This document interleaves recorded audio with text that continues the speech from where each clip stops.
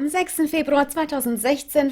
6 février 2016, à Dresden et dans d'autres villes européennes, a eu lieu la journée contre l'islam politique et contre l'accueil des réfugiés qui a été organisée par Pegida et d'autres alliances opposées à l'islam. À Dresde, environ 8000 personnes ont participé à cette action, selon les informations d'un groupe de recherche. D'après l'agence de presse allemande dpa, une contre-manifestation aurait été beaucoup plus bruyante. Une chose est claire, sur la question du danger d'une islamisation de l'Europe, les avis sont partagés. Selon le documentaire du ZDF Zeit du 24 novembre 2015 intitulé « Quelle quantité d'islam l'Allemagne peut-elle supporter ?», des enquêtes montrent que la moitié de la population allemande a peur de l'islam.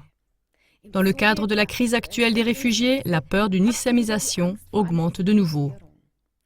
Mais dans quelle mesure la peur d'une islamisation est-elle justifiée?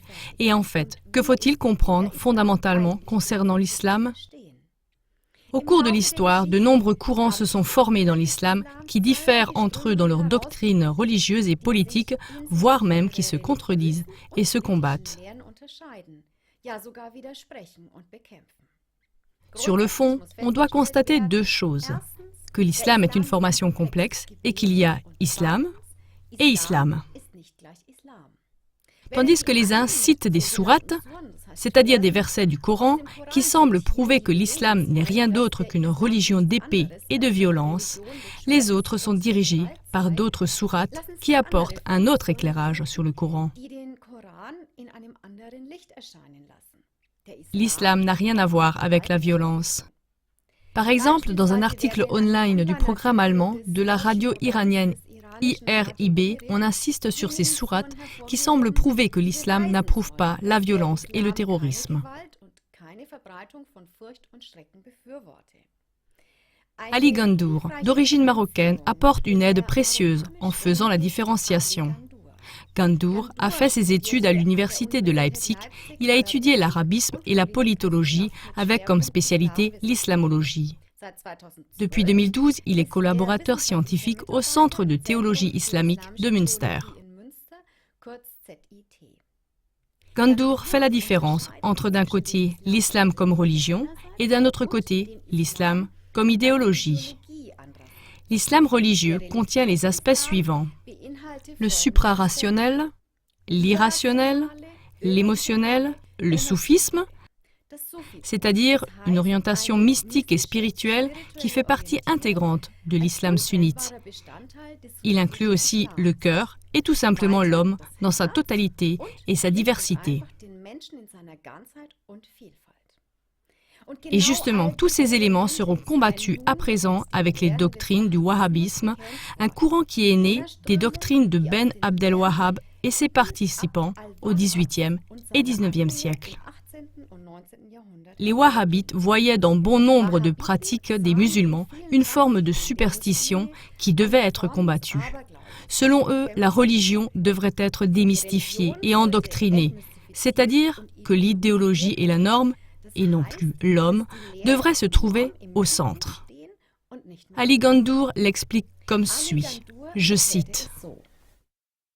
Chaque religion a besoin d'éléments qui font partie des aspects mystiques, suprarationnels et aussi irrationnels. Car ceux-ci forment une des protections importantes contre l'idéologisation de la religion. À partir du moment où on pense pouvoir comprendre l'islam avec la raison, cela peut mal finir. Car si on ne pense qu'en catégories claires et rationnelles avec son intelligence et qu'on ignore les choses spirituelles et subjectives, la chose mystique devient un ennemi. Un ennemi qu'on doit éliminer, combattre et si nécessaire éradiquer. Le passé des Wahhabites est plein d'exemples d'un tel délire. Mais de même, l'activité du soi-disant État islamique Daesh est un exemple vivant de ce à quoi ressemble une religion quand elle n'est pensée que par les textes et la raison et que la diversité des hommes, le cœur et les passions sont mis de côté.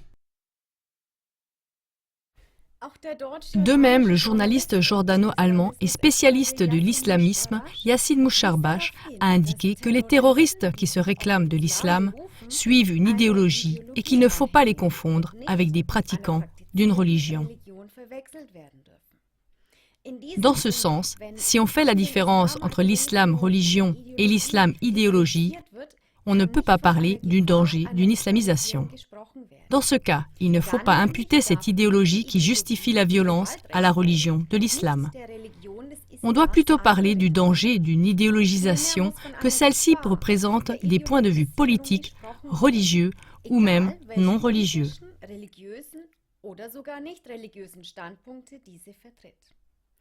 Dans ce contexte, l'idéologisation se réfère à des doctrines ou des normes qu'on contraint et oblige les gens à accepter. Souvent, des religions et d'autres conceptions du monde sont infiltrées et dénigrées par des idéologies. On doit aussi considérer que les idéologies ont toujours été instrumentalisées de manière ciblée pour diviser les peuples et les maintenir faibles. Ceci a été savamment exploité depuis toujours par les colonialistes et d'autres stratèges globaux pour étendre leur domination et pour atteindre leur but. Chers téléspectateurs, dans la deuxième partie de cette émission qui n'est pas traduite en français, nous poursuivrons ce sujet et nous verrons comment l'idéologie du wahhabisme a réussi à paraître convenable et à se propager parmi un nombre non négligeable de musulmans.